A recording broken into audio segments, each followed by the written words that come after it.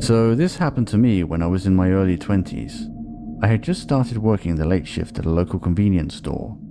I was really enjoying the new job so far, but I can't say the same for that particular time of year, where it would often get dark shortly after 5 p.m. And that's the only reason you would catch me alone at a bus stop after dark.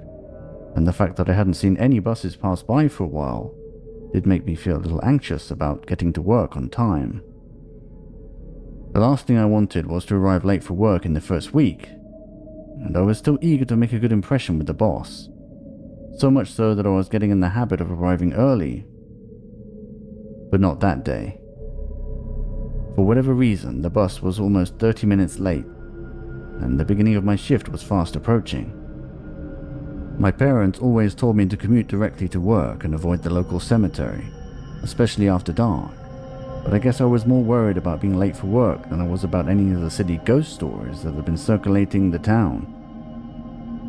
I know it was a bit of a risk, but since the convenience store was only about 5 stops away, I decided to walk to the next bus stop to try to make up for lost time, and to be honest, it just felt good to be on the move. Eventually, after about 10 minutes of walking, I had already arrived at the next bus stop, which turned out to be a lot closer than I thought. There weren't any other houses or buildings nearby, and it seemed like an odd place to put a bus stop, seeing how remote it was. I waited there for a while, but it didn't take long before the cold really started setting in, and when I checked my phone to see the time, I realized I was in a dead zone and I didn't have a single bar. With no reception or any way to let my boss know that I would probably be running late, I decided it would be better to just keep walking and take my chances with the next bus stop. It really didn't feel like things could get any worse at that point, and I couldn't tell you exactly how much longer I had been walking after that. But I was getting increasingly more worried about how the road seemed a lot more remote than usual. But I was pleased to finally observe some lights up ahead. At first glance, I thought it was the next bus stop, but as I got closer, I realized that the lights were coming from a white van. But what really struck me as odd was the fact that the unmarked van was parked in the middle of the road with one of the front doors left wide open. And as I got even closer, I could hear that the engine was still running. I got a really bad feeling and seriously considered heading back at that point, but seeing how far I had already walked, and the fact that the next bus stop might just be around the corner, I felt obliged to keep going. Though I did approach the van with some degree of caution, the fumes coming from behind it caused me to hurry along, and before I knew it, I was alongside the front of the van where I realized something that really caught me off guard. The driver's seat was empty, and I struggled to fathom what might have forced someone to abandon their vehicle like that, especially at night. And what made it even stranger was realizing exactly where the van had stopped.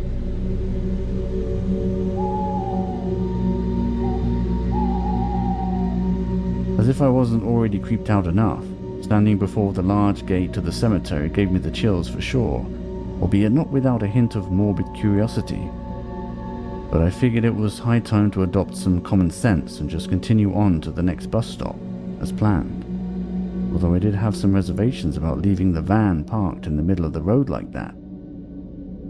I wasn't quite sure what to do, but my concerns became somewhat trivial as I heard something truly terrifying fill the air around me.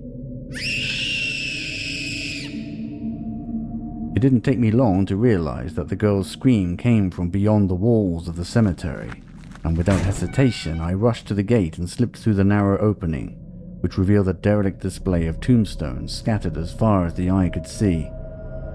Certainly not the kind of place you'd expect to find any children. Trying my best to be quick on my feet, but also not to be so loud that I wouldn't hear another scream or any other sound that might help me locate the girl sooner, I followed the path deeper into the cemetery, before reaching a large clearing that was occupied by an old mausoleum. I was already pretty far from the road, so the streetlights struggled to illuminate anything beyond the clearing, so I just remained still for a while, hoping to hear anything above the sound of the howling wind that might point me in the right direction. After a moment of brief silence, I began hearing what sounded like a shovel digging into the dirt.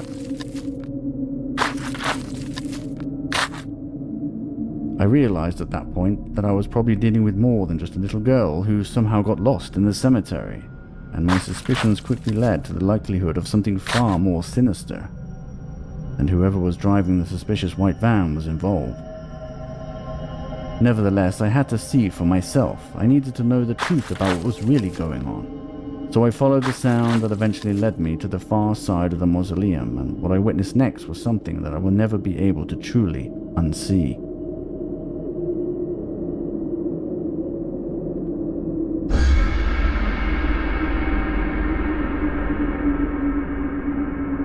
I thought I was going to throw up after all the running. I tried to convince myself that maybe it was just my imagination, and that what I saw were just the shadows of the trees playing tricks. But it wasn't long before I heard the loud creak of the cemetery gate closing behind me.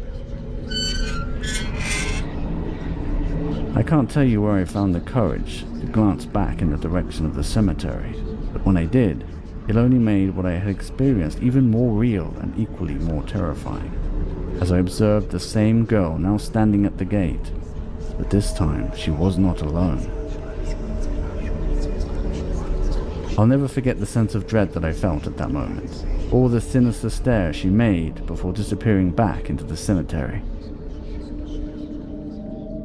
Needless to say, getting to work on time didn't seem like much of a priority anymore, and I definitely felt safer returning home than I did heading for work, especially after the ordeal of that night.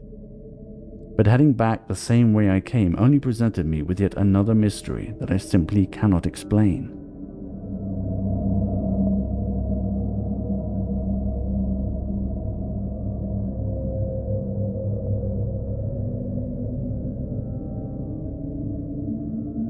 I thought about telling my parents about what happened, but I didn't want them to freak out about me being at the cemetery by myself.